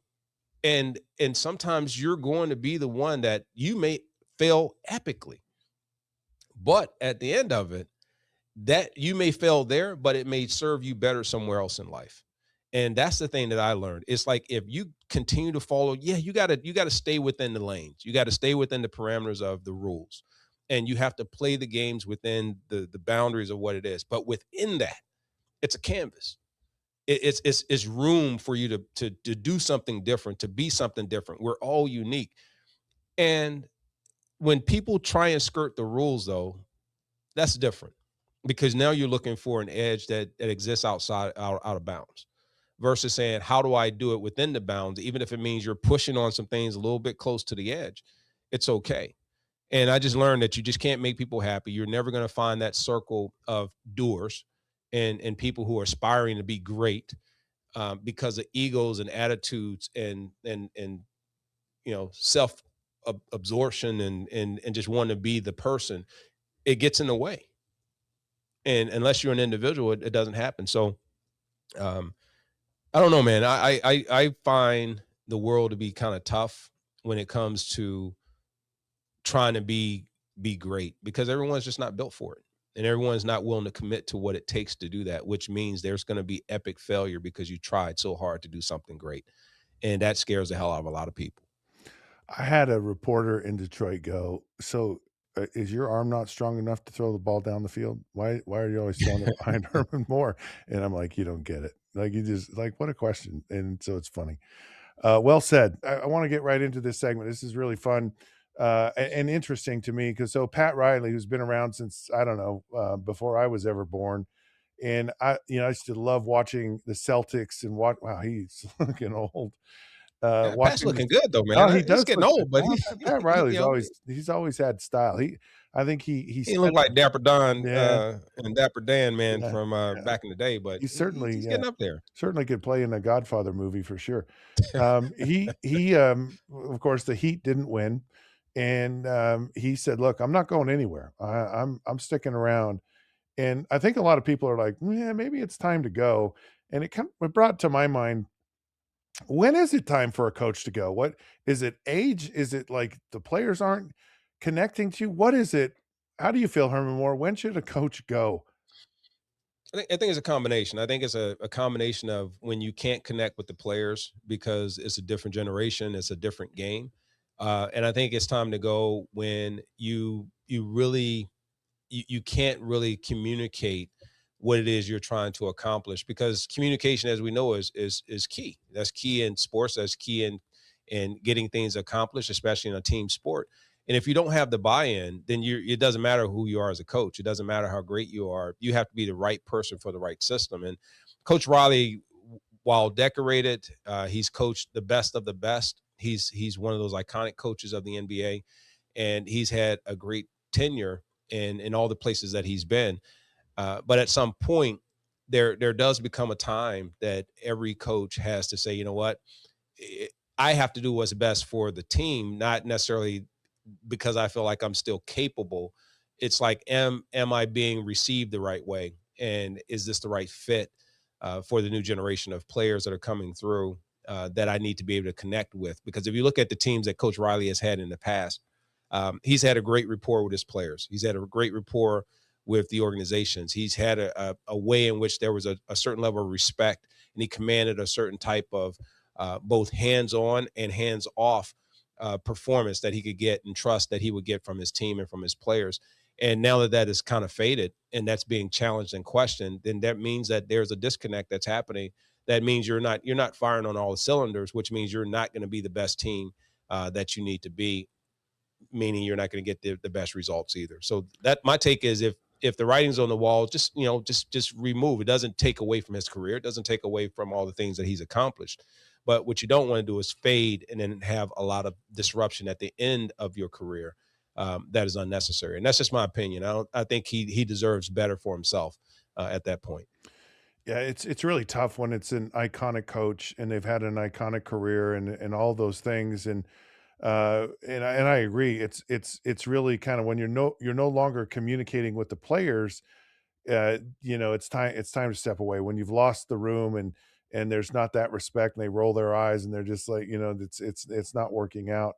And I've always felt that a great coach is someone that holds you to a standard. Like, here is how it's done, and it's my job to make sure you're doing the job correctly and holding you to that standard, and you know, and among other things, but certainly about developing, and the standard is, you know, developing a player and making sure that they're doing things, you know, to the highest and best standards. But I think what's hard about it today, because I think like Coach Shula, you know, and he's won more games in the NFL than anyone else, considered one of the great coaches, maybe not the best, but certainly right up there. And he still connected with us, you know, in the 90s as much as he did with his teams back in the 70s and 60s. And I think the challenge for coaches today is technology, and that there's just so much information, and players are so tapped into their brand, their look, their, you know, things that aren't you know, really, you know, relevant to the sport. I mean, you know, you brought up a point to me when we were talking, like kids today know they know the influencers more than they know the stars, and there's just an interest so much more in my brand or technology or how I dial into technology, and you get some of these coaches that are kind of older, and it's like technology to me is like, I don't know how to communicate with players that way, and maybe as technology and coaches, you get a lot of these younger coaches who are aware of it and kind of live in it, you know, maybe they last longer, but I think the ability to stay with and connect with players is harder today just because of technology, if anything else. Let me ask you this then. So you had mentioned this earlier, which I go back now and I think about it. We talked about the secession. We talked about, you know, how do you bridge the gap and stay. Now I think there's a way for Coach Riley to still have his team and still have his players. You know, why not bring in that coach that understands, that becomes a conduit, or put someone in between the two, to where you can still relay what you're trying to get done, but then it's put into a different language or a different output that resonates with the team and with the players in the younger generation. That the concern becomes, you don't want your players to learn just on analytics. Like nothing bothers me more than, I'm telling you, when I sit and I watch professional sports, in particular the NBA. And I mean, I say this all day and people get mad. The film doesn't lie. And you see the traveling, you see the you know, carrying of the ball, you see them just really doing things that are should technically be illegal or turnovers, and it's just never called. So it's allowed to be a bad habit. And then how does a coach or a player or a coach or someone who's about the the reality of the way the game's supposed to be played and the rules that are supposed to be there, and you really can't exercise it, then the kids are seeing that coming up, and then it just becomes kind of a known. That's like you one hopping a ball to me, and all of a sudden it's like that's a catch, or I Right. false start, but it's really not offsides, right? Yeah. And it's like I look at it and I just look at how relaxed and how broken things have become for the sacrifice of entertainment. And so therefore it can't be, coach, you can't be in there really giving them the knowledge, and the kids, they don't want to listen. The younger generation, you know, maybe they don't want to listen. They need to see it. They need to know that you did it, and if you didn't do it, you did. I get that, but there's got to be a bridge there between the knowledge and the physical side, because some of the most talented people are the dumbest people on the planet, and they have to be told over and over. I remember we had some really good players, great players in my opinion, that we had to only give limited plays to because they couldn't remember a playbook, and they couldn't run routes, you know, to save their life. They didn't understand spacing. They didn't understand balance. They didn't understand, you know, and so there's these gaps that get missed, and I think it just starts to fall apart to where we have so much. You know, when we look at generation to generation, coaching generation to new coaching generation, yeah, these are better communicators, but sometimes they're not the best teachers, they're not the best trainers, they're not the best educators, they're not the ones that go in and are as meticulous in terms of, here's how you really break down that skill set. Yeah, they didn't have the same skill type players that we have today, which requires a whole different way in which you communicate and you appeal to them and appease them, versus saying, listen, I'm gonna draw the line. Do you want to be good or you want to be great? If you want to be good, let your talents do what it does, and have some gaps. Do some of the other things that just are going to make you just kind of blend. You'll get your highlight, but it's not going to make you sound. And that's what I find also being the gap that's between the old school generation and the new. They don't want to listen because they were such disciplinarians. they were people who are just very much about the granularity and the detail of the game or the sport. Whereas now it's about, I don't want to wrinkle feathers. I got to make sure I don't get in the headspace of this player. I got to make sure now, because of the money, that now the players are ruling the coach and the team, and now we don't want them to go somewhere else because it's going to take money off the table here. My fans are going to go down, and now my fans are going to be upset with me. So now I'm making decisions based on whether or not I'm appeasing my fans versus I'm appeasing my team. Well, So yeah, yeah, it's become a very loose thing when it comes to professional sports. And I'm not picking on one league. oh, It's across the board, right? And we yeah, start to see that kind of be there. And it's not that it didn't exist before. It's just now it's just very apparent yeah. in a lot of spaces. Yeah, it's fascinating, and I'd hate to be a coach today because all those things you said, it's just so challenging to communicate and make it happen. So good for all these guys that are doing it today, and do it as long as you can. We're going to talk a little bit about the NFL draft. I know many of you have watched that this recent week, and we're going to talk a little bit here on the Lions Nation Unite part of this about who the Lions picked. The Lions had an opportunity to go in and make some difference in the draft by getting players of need, and there's been some mixed grades that have come out. I've seen everything from an A minus, B plus, C, and I've even seen some that have given the Lions as low as a D plus on the draft, which I know I don't think that's a hard one to believe. I even think going down to a C. I gave them a B minus B on the draft. I felt that they did a lot. You can even look, depending on how these players perform.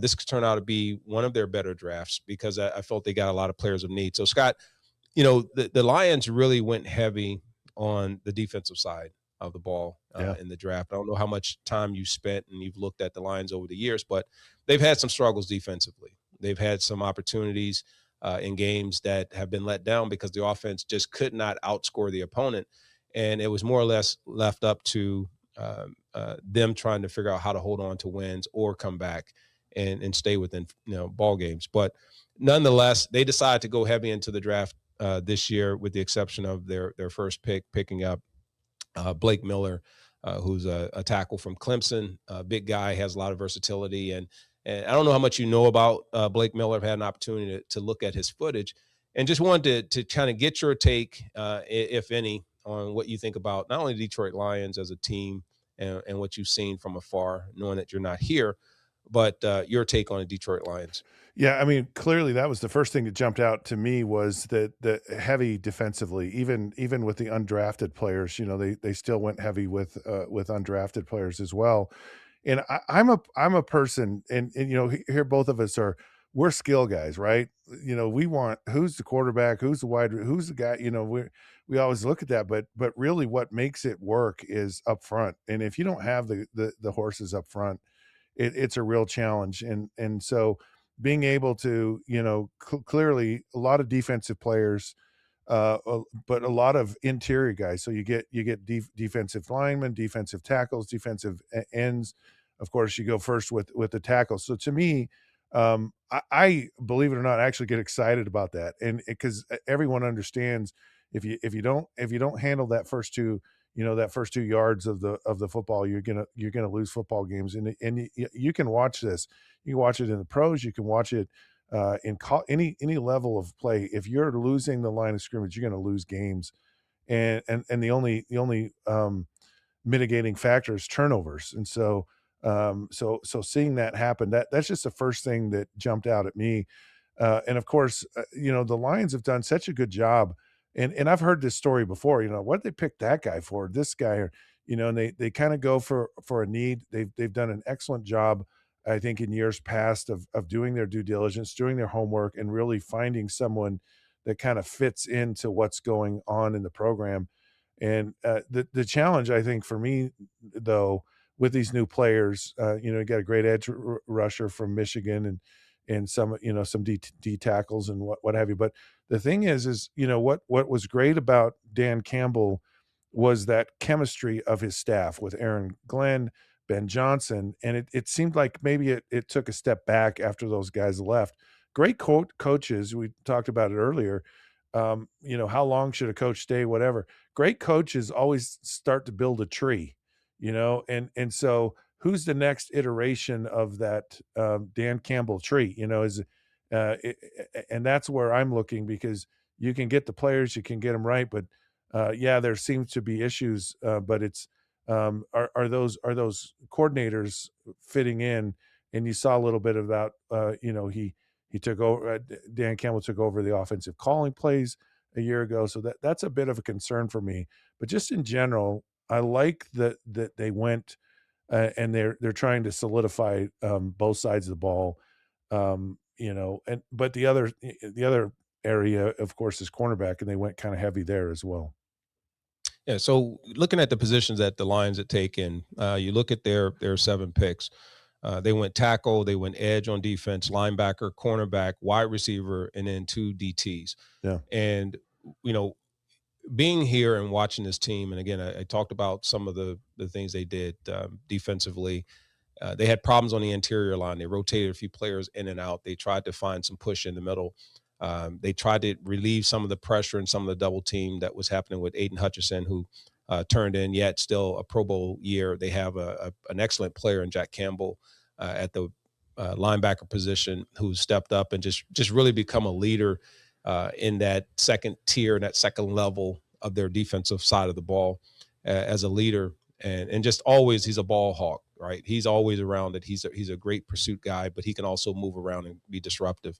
They struggled in the secondary, not because of talent, but because of injuries, and then they had to bring in a lot of players to move things around. And so when I look at this year's draft, the one player that really kind of stood out to me that I said, okay, if there's one player that I felt really changed the outlook of that defense. And again, we talked earlier about, you can have draft picks. It's speculation. You're picking players based on some performance you saw at a different level, but then when they move up to the NFL level, there's no guarantee that these are going to be impact players. We've seen it. I don't care how high you draft a player. So in picking up Derek Moore, edge rusher from Michigan, I watched this film and I keep saying this, not only do I like this player because of his last name, and I'm sure you do too, because you haven't been, you've had none but success with Moores, right? With Derek Moore, what I saw was an aggressive pass rusher, but he plays with speed. He has the size. He's 6'3", I think 260 pounds. He has great pursuit and he can bull rush, but he can also come off of the edge. He can come in and get around those tackles and get to the quarterback. And in looking at him, I say, okay, if Aiden Hutchinson is on one end and he's on the other end on the edge, and they're bringing that type of a pressure, what does that do to a quarterback? Especially, we live in a mobile quarterback league where you got guys that want to step up. If you're soft in the middle and you don't have an ability to hold the line there, then there's opportunity for quarterbacks like that to escape. But if they solidify that, which is what they're looking to do, and they're trying to get that forced inward like that, what does that do to a quarterback in terms of his mentality? Is it a sense of urgency that now comes because you can't escape, you can't pull, you can't make calls right. to on a Hutchinson? Now you kind of have to let your guys play, and your head's got to be on the swivel, I would imagine. When you have a really good player that requires more attention than they should, like meaning, hey, we can handle this end just with one guy, but when you have to put a tight end there, you have to chip with a running back, all those things, then it limits what you can get out and be more aggressive, more explosive, deploying players, out into the field. But you have to take care of a good player because otherwise you're gonna, you just have to deal with them, and that gives the advantage to the defense for sure because now they can double team in different ways defensively. So it's helpful. But if you only have one guy, it only goes so far, right? And not only is just the other guy, but it's also what kind of consistent push do you get inside. You when it's easy for me to deal with one guy, but if you have, a group that plays well together, they understand pass rush lanes, they understand how they fit into all of that. Because sometimes it's those interior guys that if they're getting a push, they may not get to you, but they get that push to you. It's a different thing. And if you have two ends that are a problem, then you start talking about elite defenses. You start talking about you look at the really good defenses in the NFL, they really get after the quarterback, and you saw that with Seattle against the Patriots in the Super Bowl, and you saw Houston was a really good defense, and there's a lot of, and it's all up front, Philadelphia winning a Super Bowl a couple of years ago. Those guys just they had relentless pressure from multiple sources, and it's just almost unfair, and you got to figure out way to deal with that. But on top of, and so you're an offense, and you go, well, if these guys are gonna get to me quickly, we got to get rid of the ball quick, so that a lot of the throws become quick, short passes, which aren't the worst thing in the world because you can explode a short pass. And so if you can marry that up with your corners playing well, and they play good tight man coverage and make it hard for you to make that easy throw, that kind of get out of jail free throw, that you like so much, and they make it hard for you. Yeah, this, Derek Moore could him alone, and maybe just getting some guys healthy and getting some depth. I mean, again, I love how the Lions have thought this through and how they're doing it. The combination of all of those together really makes a lot of sense and could make this defense much, much better than it was a year ago. So, you and I, we faced a lot of cornerbacks. There was a rotation. I know Green Bay brought in quite a Yeah, few. I was Terrell Buckley, and yeah, then there was Craig Newsom, and I think Doug Evans, and yeah, they just went from smaller to bigger, and tried to bring in these different corners. And the Lions have kind of had that same experiment. They're bringing a lot of cornerbacks. They bring in guys, whether it be through free agency, whether it's players that develop in house, and unfortunately some get, they leave and they go to other teams, or you're able to keep some and continue to develop them and give them more of a role than they may have started with. And so the Lions decided, um, to take with, in the fifth round, Keith Albany, um, from Arizona State. And I know that they're looking to continue to find depth. And we talked about when you pick players, let's say in the fourth, fifth round, they may not be immediate impact players, but in this situation, the Lions have had players, and they've had a problem with depth at cornerback because of injuries, because of, just having to move guys around and all those things. Uh, do you put any stock in first round defensive backs? I don't care what round they're picked in. I mean, I have my take and my mentality on, as a seasoned guy, how I would love to go against. I don't care if he's the best corner in the draft coming out. yeah. Yeah, they just don't know what receivers who've been in the league for 2, 3, 4 years have been able to amass and put together in terms of knowledge and new tools that allow them to really take advantage of incoming cornerbacks, especially those that are expected to play a little bit more man coverage, because you can only protect them, in my opinion, so much. So when you see a cornerback out there and they're just not as seasoned, is that a target? Do you think teams target them and build packages and plans around those type players, or do they just stick with their offense No, as normal? You put in packages for that. so a couple things. Depth is so excuse me. Depth is so important. And it's important because there's an attrition not just for injuries, but just for the wear and tear on your body throughout a season. And if you have better players that can come in, whether it's practice time, it's game time, and you can plug more people in, so you just keep your people fresher throughout the season. And that goes for the defensive line too. I mean, guys get worn out, and so that attrition is a big deal. And when you're a cornerback, like, you're just on the hot seat every game, every play, and it's a fascinating chess match between the wide receiver and the DB about, understanding technique and understanding you know, how a wide receiver releases, what tendencies, how it dictates kind of what route they're going to run. Same thing with the defender, where they're positioned, how they play, and understanding how whatever route you have on, how you've got to run that route to get open. The NFL is about, cornerbacks being able to be physical, but also you just have to be able to run. And you got to have guys that can run at every position on defense. It's just about, linebackers, their size has changed. They're not these big, glorified defensive tackle guys. They're guys that can run. And so you got to run at every position. But the offense, and for me especially, but there's always how where do we get the mismatch? And it's the same thing you talked about the defensive line. If you have 2 defensive edge guys, then you can't block both of them, so you're gonna get a mismatch. When you have multiple wide receivers, or tight end is a new position in the NFL, and it's very well received, and there's a lot of value because there's a mismatch. Like tight ends, these athletic tight ends who are big, strong, and they're going up not against the best corner on a team, but maybe a safety who's not as good a cover guy, or maybe the third or fourth, best, cover guy on the team. And it becomes so it's always with a quarterback. Where is my mass my miss my matchup that I can win on? And that was one of the things that was so beautiful about you, is you were always a mismatch. Like, it didn't, because of your height, just the nature of your physical body and your abilities, just constantly made you, regardless of if you were doubled, if you had a big corner, if you had a smaller corner, it didn't matter. You always had a mismatch. And because you're like, as a quarterback, you go, I don't care who I throw it to. I just want the best shot of me succeeding.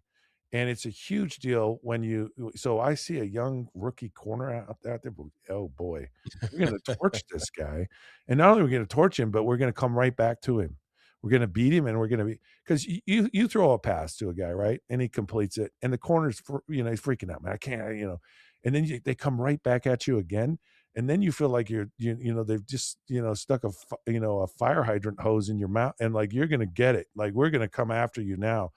And so it plays in their brain, and they lose all confidence, and they're just, and so, yeah, you want to pick on someone who is new and young and inexperienced, and you want to keep on picking on them. And if So they do they become a liability well, no matter who they are? I mean, even if they're a good player, do yeah. they become a liability because of inexperience, regardless of their talent? Yeah, to me, it's always, it's like, and it's funny with corners, because I think there's some corners that are, so yes, the answer is yes to your question, but I think with corners, it's interesting where some guys are better off. They play better in off coverage. Some guys play better in zone coverage. Some guys play better in man, press man coverage. And so it's kind of finding a role for a guy. Where is he best comfortable? How can he help us? And how can we help him get comfortable? Because I don't think every corner can play press man coverage. I don't think they all can do it.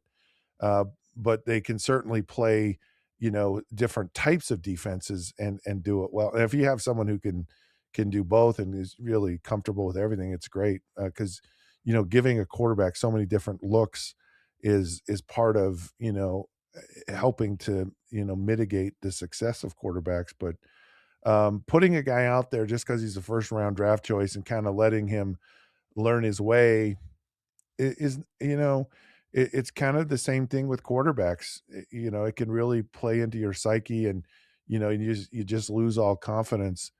Uh, and the other side of it is, yeah, but there's only one way to gain experience, and that's just go out there and figure it out in some degrees, and kind of learn from your mistakes, type of thing. Uh, to an extent, a new guy, young guy, yeah, he's a liability, but maybe you're gonna lose a battle to win the war ultimately if you let a guy go play and figure himself out. Yeah, I know the Lions have, they've had some success. Two of the I think in Brian Branch and um, um, Kirby Joseph, they had just really a shutdown secondary, Yeah. deep, in terms of that were patrolling both hash and also the deep third. When I look at this, and the last thing I'll have on this draft is, I look at Kendrick Law out of wide receiver out of Kentucky, who also was a part of the portal and a transfer as well. I see him as a great option, looking at his film, looking at his tape, and being a replacement for Cleve Raymond, who was kind of their all-purpose wide receiver. He played special teams.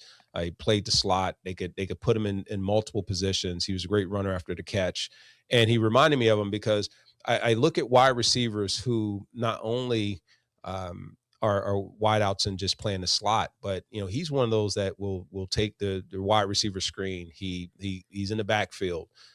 He's out playing special teams. He loves to tackle.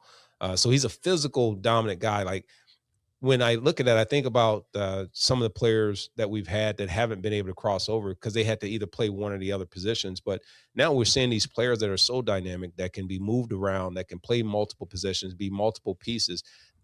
Is it the players that you see in these skill positions, whether it's offensively or defensively, that is causing this new advent of different defenses and offensive schemes and structures? You don't see just normal playbooks anymore. You see a lot, I won't call them trick plays, they seem like they're trick plays, but they seem to be more along taking advantage of the multitude of things that some of these players can do because they're dynamic.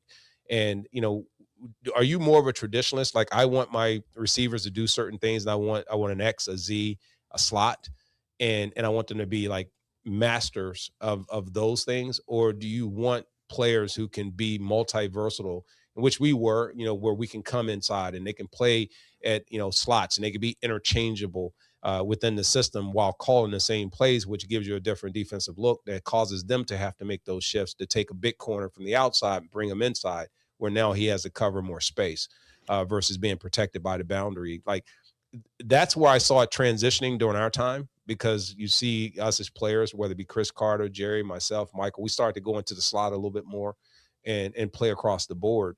And now it seems that they look for players that can play multiple areas. Is that something that you think as a quarterback you would like more, or would you like more of that traditional Well, type receiver? yeah, to me, it's like, and it's you talk about putting guys in different positions.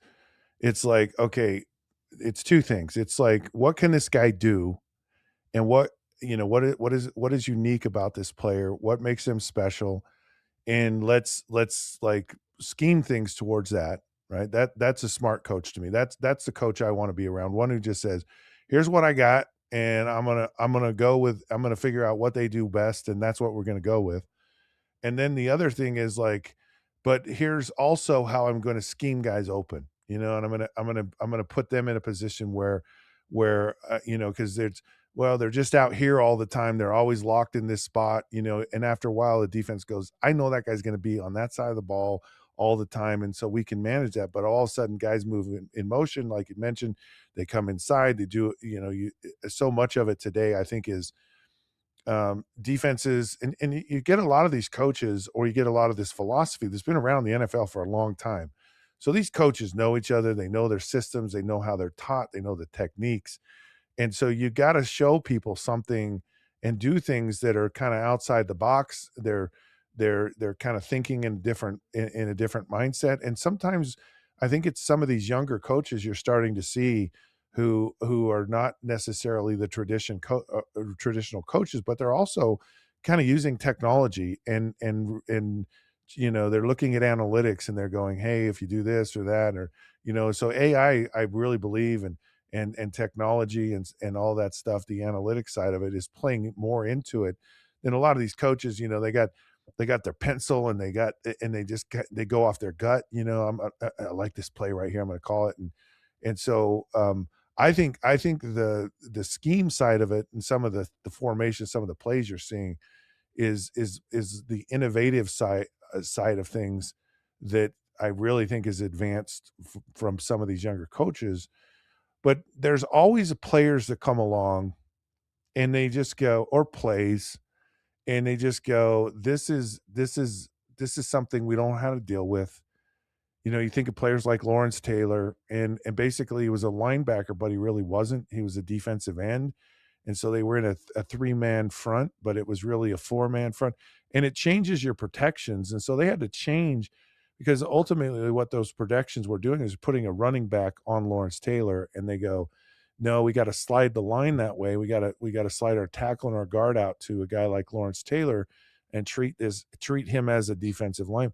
And that was an innovation that didn't happen. And I think the same thing happened it's always happening in the NFL. You're always going to have those players that come in and change things, but specifically with the Lions and Kendrick Law, when you're a guy that comes in and you're a new guy, again, you're still going to get a matchup that's different. And so you're not going to get the best defender on you to start with, and it gives you an opportunity to kind of, hey, get open, or hey, we can develop, or we can kind of work with this guy's skill set because coaches don't care. They're just like, whoever can get open and whoever can catch the freaking ball consistently, that's who I want, and I'll find a place for him. And sometimes it might be easier. You think of Puka Nakua, a fifth round draft choice, going to the Rams. He wasn't choice number one, probably wasn't even choice number two, but he was certainly better than the guys that were covering him. And I think that really helped him to develop early on in his career. Yeah, it's always interesting to see how this plays out. But I know that the Lions Nation and the organization, the fan base, is pretty excited about the players that were picked in this year's draft. I know it's been kind of a mixed grading in terms of how the Lions performed and how Brad Holmes and his team did this year in the NFL draft across from a national polls and the national pundits. But here, I know people are very excited, as they always should be, because you're bringing in new players with an opportunity to do more.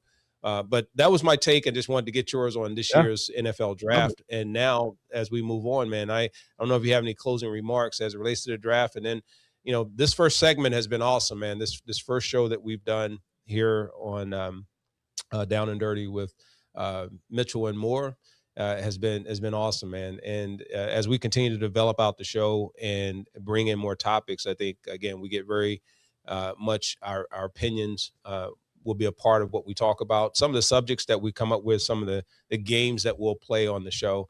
Has me very, very excited about it, and I'm looking forward to us, continuing to move this forward and get that first one off the books.